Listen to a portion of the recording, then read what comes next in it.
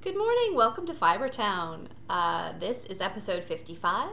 It is March 5th, 2014. I'm Emily, Chain of Fools, on Ravelry and Fibertown on Instagram. And I'm here with my buddy Al, otherwise known as Alice. Alice the good dog. And I thought we'd leave the kitchen table today and come sit on the couch, even though there's blinding light from the snow in the backyard behind us. But I figured, some people have been saying how much they missed Al lately, so here we are. Alice, that means you have to stay here, and or maybe you could come and have your nap up here. Do you see how this couch cushion is ruined? That's because of naps. That's where Alice likes to nap, because that way she can keep one eye on the goings on in the backyard and watch for squirrels and that kind of thing. And birds. And today we have bluebirds who are coming to investigate the house. Every summer for about the past 4 years, the bluebirds have successfully fought off the sparrows and had several broods every spring and summer, early summer. Hey, you sit here. People want to see you. Anyway, so let's talk about some new folks in the group. We have B Star Stuff, who is Mary Ellen from Ohio. Hi, Mary Ellen. She does all sorts of crafts. We also have Bunny Buns, who is Dee from South Carolina, and she fosters kittens. Oh my goodness, litters of kittens. Alice, come over here. Of course, the contrary little thing decided she was going to be on that pillow. Okay. And hello also to Cece, who is Java Pearl. She is a Texan who lives in Edinburgh, Scotland right now. She's there for her husband's PhD, and she is one half of the Geeky Girls podcast, along with her daughter Damaris. And I need to catch up on their podcast. I'm about one behind. So yes, hello to everybody, and welcome, and I hope you are as happy as I am to be here today. And I am doubly happy because Alice and I are alone in the house again. Hallelujah. My children have had a 4.5-day weekend. For 6 inches of snow, they had 2.5 days off of school. I just put them on the bus and they're gone. And I kind of did a little jig when the bus left. So, one last piece of business before we do the rest of the show. That is to talk about the ASPCA fundraiser. And Maya, who is Cellcat on Ravelry, is doing I think it's the 5-borough bike ride, and she is raising monies for the American Society for the Protection and Care of Animals. And we have a couple of cool prizes. One is an Etsy gift card. The other is a pair of Lorna's Laces Soulmate in a rainbow colorway, generously donated by Memers, Amy of the Hudson Valley Knits podcast. And she is getting closer. She is getting closer. Very excited to her goal of $1,500. So thank you to those who have donated. And those of you who are still thinking about it, you have till the end of the month. And the details are in the thread in the Ravelry group, the Fibertown Ravelry group. So today we have a drawing to do for the February finished objects. Because hello, it's March. And we have one FO. We have whips spinning, up and coming. It's kind of a short show today. But let's get started with the drawing. So, February FO winner I drew just a few minutes ago, and the lucky winner is Amy Bernhardt. So, Miss Amy Bernhardt, please contact me on Ravelry and we will work out your prize. Traditionally, I've been giving $7 patterns gifted on Ravelry, but I have potentially some other prizes now. So, I haven't put them all on Ravelry, but yeah, just give me a shout and we will work it out. Alice, come back here. I'm mad now. Hey, I have a cookie. Let me trick her. Look, I have a cookie. Look, right here. It's right here. Yeah. There you go. One of the kids dropped a bit of oatmeal. I don't know if you can see it, but she's got this crusty oatmeal spot on the back of her head. There, stay here. There, lay down. Lay down and stay. There you go. You look so comfortable. Anyway, so, yes, let's talk about my autumn's end, shall we? This is my autumn's end. And I'm kind of about it. Truly, it looks much better on my dressmaker's dummy Pam, she wears it better than I do. Once I lose, 20 or 30 pounds, it'll look fabulous. But as it is, the sleeves are kind of snug. And let me just stand up and give you an idea. I think, it's okay. It's all right. But I believe it's a classic case of not the best match of pattern and yarn. The one in the book is knit out of a much drapier blend. I believe it has like baby camel and maybe some silk. And this is just 3-ply hand-spun wool. This is my hand-spun. This is my first hand-spun sweater, so I do, I feel good about that. But it does not have the drape. It just doesn't. And I probably should have known better. But my 11-year-old daughter, if her arms get a little longer, it's going to look fabulous on her. Also, the neck is kind of off her shoulders, but give it 3 years and this will be beautiful on her. Give me a little while to slim down and it'll look beautiful on me. I think it looks okay. Just a little sausagey in there. So I knit this, as I said, out of my Finn, which was a 3-ply. I spun from Finnegan's Flock, which is a Finn sheep farm in Pennsylvania.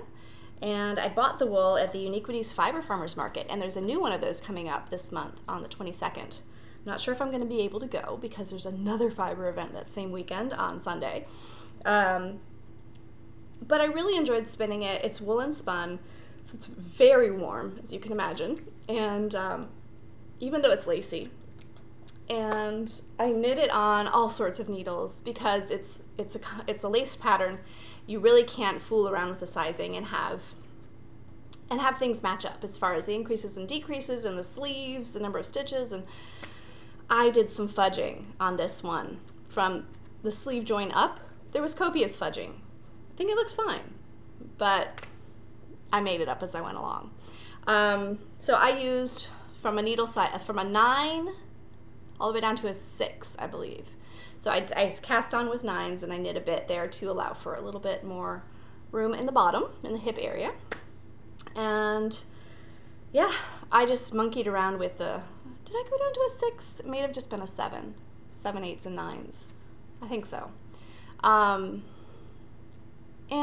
I didn't get exactly the right gauge, so I didn't knit. So I just chose my size that I knit based on the gauge I got.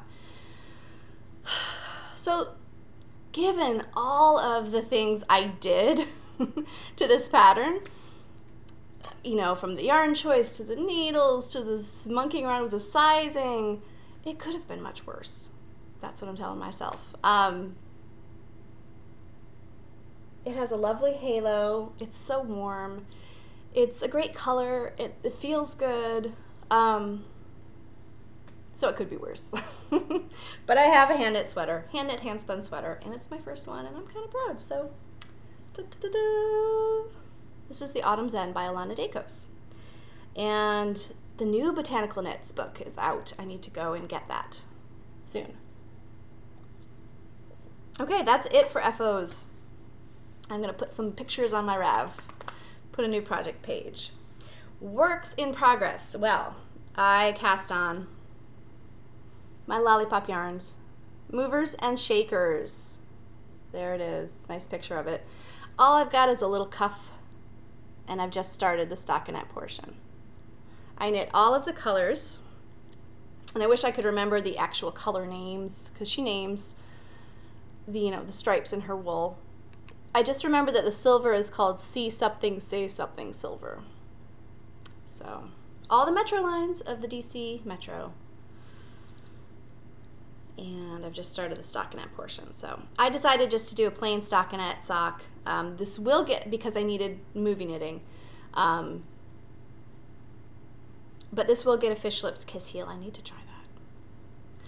Someone gifted the pattern to me. I wish I could remember. I should have written it down, but thank you to that person. I appreciate it. So that is on the needles. I also have a design project on the needles that I'm kind of getting excited about. I hope it works out. I can't show it to you, but I will show you the yarn I'm using This was a purchase at last year's Maryland Sheep and Wool, and this was kind of an unplanned purchase.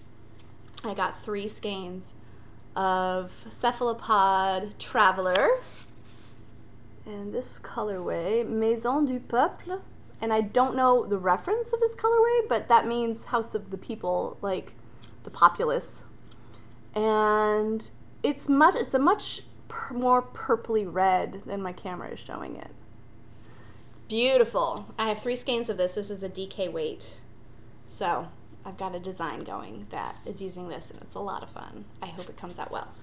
I hope it's publishable. So that's it for works in progress. But now that this is off the needles, I'm looking around my yarn room going, I gotta work on that some more. I gotta do that. I want to cast that on. I want to spin that. So things should get interesting and varied here in a little while. Hello, little baby. All right. Spinning. We are on to spinning. I now have 2 bobbins of 1 ounce each of my hand-dyed BFL silk. Purple. It's not quite the real purple, but this, I have 8 ounces. I'm trying to do about 1 ounce a week here and there, just woolen long draw. And I'll apply it on up and maybe knit something big and Martina Beamish, maybe a Viajanche this summer while I'm traveling. I'll talk to you about my travels in a future episode. They're going to be very exciting. And, oh my goodness.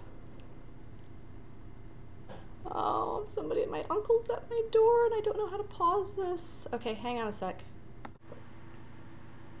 I'm back. Well, that was an unexpected visit from my uncle who just retired. So he lives in the neighborhood and he apparently doesn't know what to do with his time. So he came to visit and drop off some stuff. So anyway, I was talking about my purple BFL silk. There it is, 2 ounces, long way to go, 6 more. And yes, you're back too.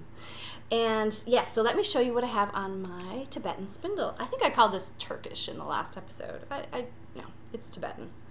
I've got my ponies. Oh, and you can never see the beautifulness of this. But this is Maleficent by Gourmet Stash. It's got purples, blacks, and greens. And oh my goodness. I can't remember the fiber content, but it is awesome. And I've just got, as far as doing 1, yeah, you just can't see it. Maybe a little bit of the purple there. Let's try that. Oh, there we go. It's lovely to spin as always. And I always like having something on my Tibetan. Poonies are awesome. So that is just begun. It's just underway. And let's see what else. It's really not much else. I mentioned the Fiber Farmers Market. That's on March 22nd. But what I am going to go to, which I'm very excited about, is the Homespun Yarn Party. And that is in Savage, Maryland. That's on the 23rd. There's a group in Ravelry about it if you're curious about what it's all about.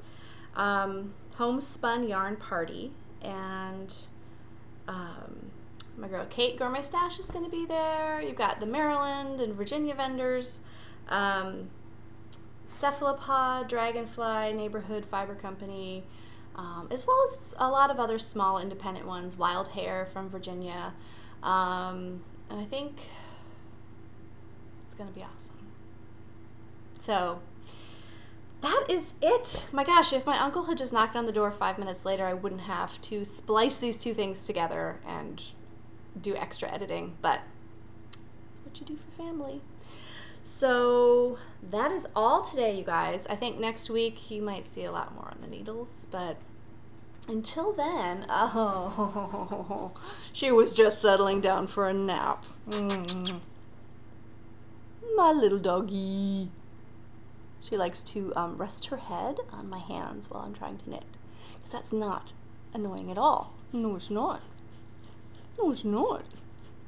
Alice, you say goodbye. You're the prettiest girl. You're the prettiest girl. She's a tough little athlete, actually. Beauty, brains, and just everything, all wrapped up in one little 14-pound package. So, Mwah. Go lay down. All right, you guys, until next week, you all take care. Bye-bye.